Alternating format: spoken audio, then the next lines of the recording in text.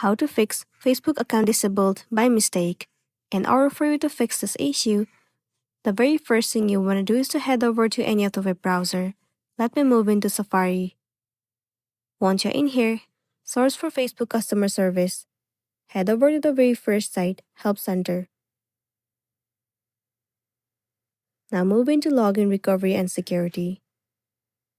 In this page, what you want to do is click on My account is suspended or disabled.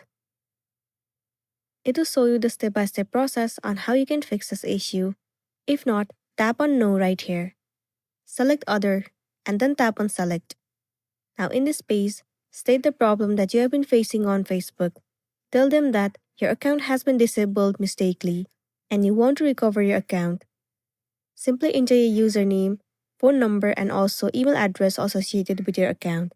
Once you have entered, tap on Submit.